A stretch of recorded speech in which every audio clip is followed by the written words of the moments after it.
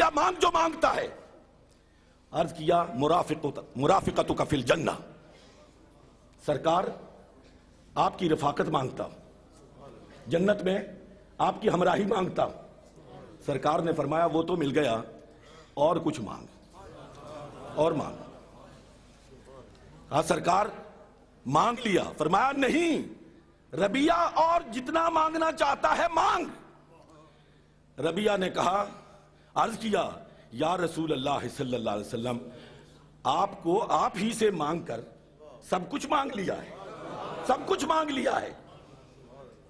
اور پھر اگر اجازت ہو تو پیر صاحب کی موجودگی میں کیا خوبصورت پیر صاحب نے حدیث طیبہ کو سامنے رکھ کے نقشہ کھینچا ہے۔ ایسا لگتا ہے ربیہ سامنے ہیں، سوال اور جواب ہو رہے ہیں، اور پیر صاحب کی روح وہاں پہ کھڑی ہوئی ارشاد فرما رہی ہے کہ اب تنگی داماں پہ نہ جا اور بھی کچھ مانگ، اب تنگی داماں پہ نہ جا اور بھی کچھ مانگ، ہے مائل بے عطا اور بھی کچھ مانگ، اب تنگی داماں پہ نہ جا اور بھی کچھ مانگ، ہے آج وہ مائل بے عطا اور بھی کچھ مانگ۔ حضرات محترم، یہ وہ دربار ہے جہاں پہ مانگنے والے کی طرف جھڑکا نہیں جاتا، اس لیے کہ جس نوازنے والے نے اس نبی کو نوازا تھا اس کو ارشاد فرمایا تھا وَأَمَّا السَّائِلَ فَلَا تَنْهَرْ، میرے محبوب اپنے دروازے پر آنے والے کو جھڑکنا مت، میرے محبوب تیرے دروازے پہ جو آ جائے وہ خالی نہ جائے۔ ابھی اقبال چشتی صاحب نے بڑی خوبصورت بات فرمائی تھی حضرت حسن رضی اللہ تعالی عنہ کے حوالے سے، میں نے روایت میں پڑھا ہے کہ سرکار کی زبان پر بھی سوائے کلمہ طیبہ کے لا کے لفظ لا آیا ہی نہیں ہے، صرف کلمہ طیبہ لا الہ الا اللہ، اس لا کے علاوہ سرکار کی زبان پر اور کوئی لا کا لفظ آیا ہی نہیں ہے۔ جو آیا جھولیاں بھر بھر کے گیا، جھولیاں بھر بھر کے گیا، جھولیاں بھر بھر کے گیا۔ آج بھی مسلمانوں، دنیا کے دروازوں پر دستک دینے والے مسلمانوں، اپنی عقیر سے عقیر خواہش کے لیے اپنے ایمانوں کو سودا کرنے والوں، آپ سے خطاب نہیں، آپ نیک لوگ ہیں، اچھے لوگ ہیں، میں پوری امت کی بات کرتا ہوں، اجتماع کی بات کرتا ہوں، جمہور کی بات کرتا ہوں، اپنے مجموعی رویے کی بات کرتا ہوں۔ ہم کس کس بات کے لیے، حرص کے کس کس زاویے سے، لالچ کے کس کس پہلو سے اپنے ایمان کا سودا نہیں کرتے؟ اور یقین فرمائیے اے میلاد منانے والوں، اے میلاد رسول صلی اللہ علیہ وسلم پر جھوم جانے والوں، ہمیں اپنا بھی احتساب کرنا چاہیے، ہمیں اپنا بھی حساب کتاب کرنا چاہیے۔ صرف یا رسول اللہ کے کھوکھلے نعروں سے اور حضور علیہ السلام کا نام لے کر لوگوں کی جیبوں کا استحصال کرنے سے وہ انقلاب نہیں آئے گا جو پیغمبر کا مطلوب انقلاب ہے۔ وہ انسان تیار نہیں ہو سکتا جو اللہ اور اللہ کے محبوب محمد الرسول اللہ کا مطلوب انسان ہے۔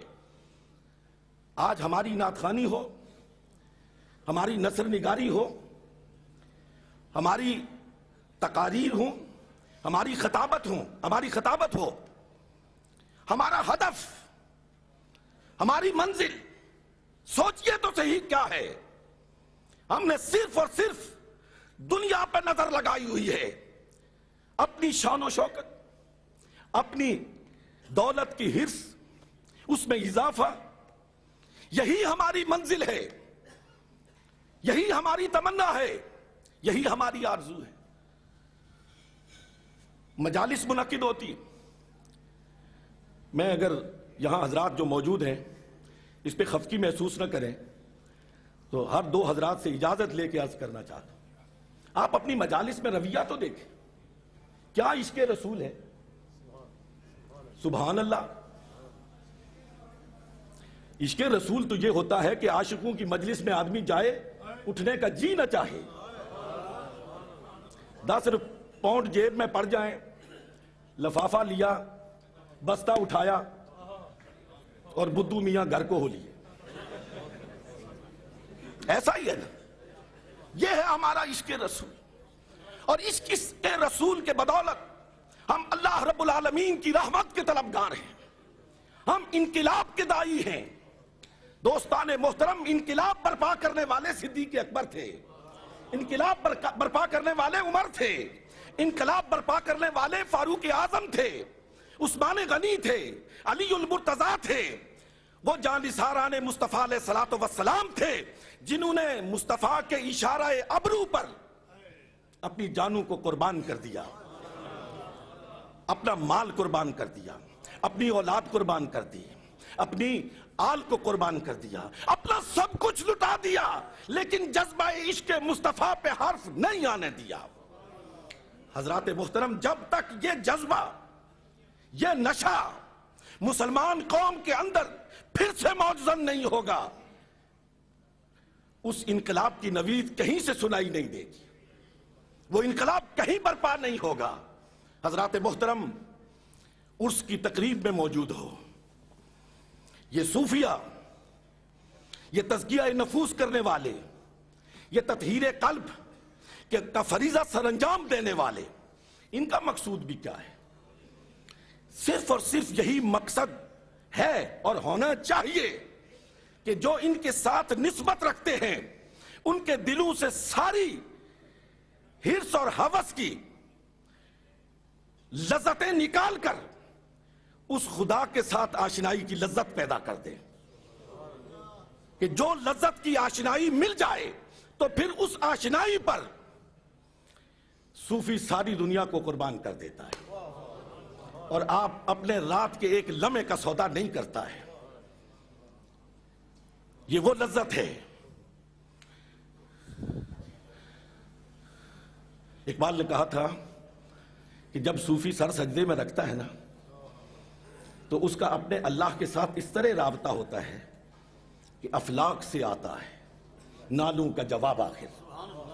افلاک سے آتا ہے نالوں کا جواب آخر، کرتے ہیں خطاب آخر، اٹھتے ہیں حجاب آخر. براہ راست اپنے رب سے مخاطب ہو جاتا ہے، اپنے رب کو پکارتا ہے. ادھر سے وہ سبحان ربی الاعلیٰ کہتا ہے، ادھر سے رب پکار کے کہتا ہے لبیک یا عبدی، میرے بندے مانگ تو صحیح، تو کیا مانگتا ہے؟ اور قسم ہے رب ذوالجلال کی، صوفی کبھی اپنے لیے نہیں مانگتا، کبھی اپنے لیے نہیں مانگتا. وہ ان کے لیے مانگتا ہے جو اس کے در پہ آتے ہیں. اور ان کے لیے بھی کیا مانگتا ہے؟ ایمان کی دولت مانگتا ہے، استقامت کی دولت مانگتا ہے، ان کے لیے بھی صفائی دل کی دولت مانگتا ہے. اور اگر دل پاک ہو جائے، دل صاف ہو جائے، تزکیہ قلب کی دولت مل جائے، تصفیہ نفس کی دولت سے انسان بہرمند ہو جائے، تو یقین کیجئے جو اس دنیا سے بے نیاز ہو جاتا ہے دنیا اس کے پیچھے پیچھے چلتی ہے. جو اس خدائے بے نیاز کا ہو جاتا ہے ساری دنیا اس کی نیاز مند بن جاتی ہے.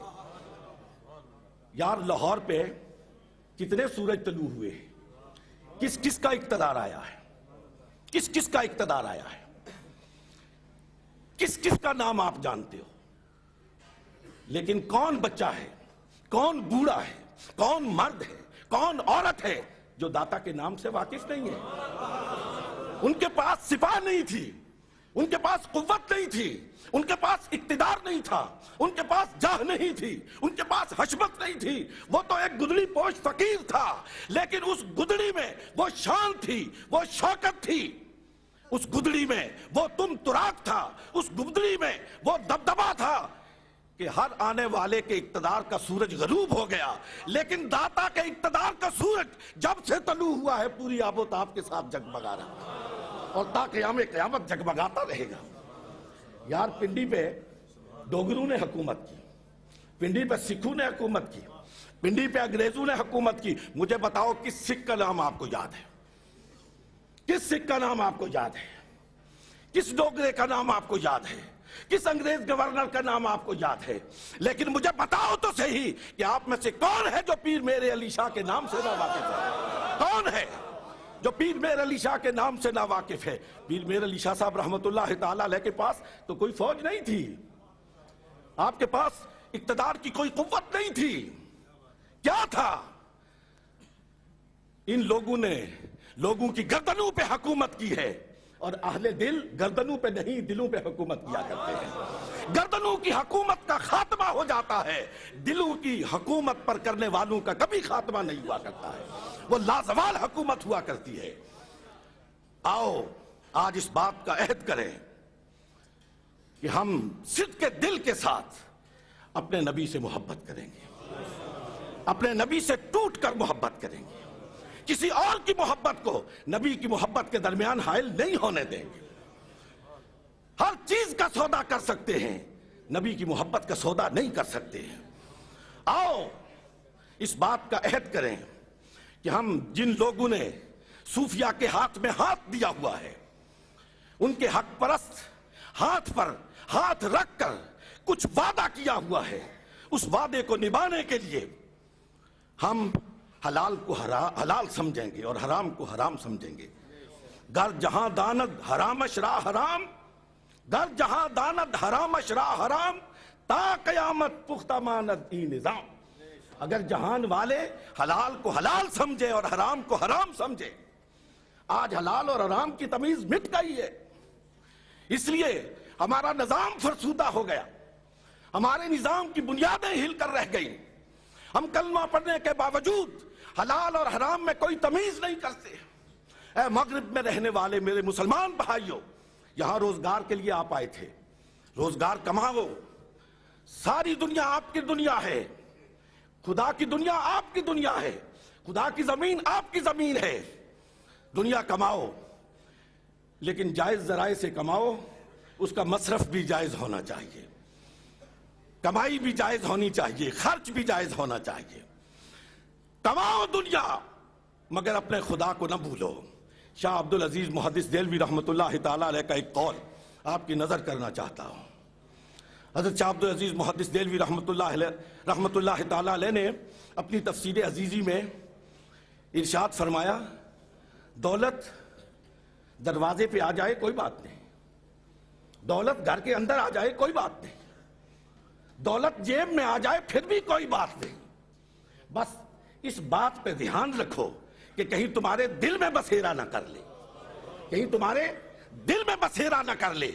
دولت اللہ کی نعمت ہے، دولت اللہ کی نعمت ہے، لیکن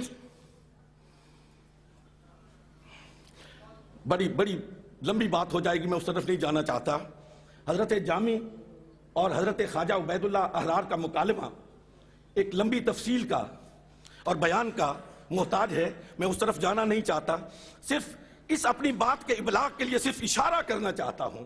حضرت جامی نے حضرت خواجہ عبید اللہ احرار کی دولت کو اور ثروت کو اور مال اور منال کو دیکھ کر کہا تھا کہ نہ مردستاں کہ دنیا دوست دارت، نہ مردستاں کہ دنیا دوست دارت۔ وہ مرد ہی نہیں ہے جو دنیا کو دوست رکھے، وہ مرد ہی نہیں جو دنیا کو دوست رکھے۔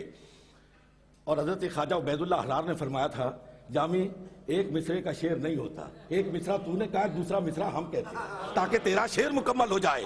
نہ مردستاں کہ دنیا دوست دارت، وہ مرد ہی نہیں ہے جو دنیا کو دوست رکھے، اگر دارت برائے دوست دارت، اگر رکھے تو اپنے یار کے لیے رکھے۔ وآخر دعوانا ان الحمدللہ رب العالمین۔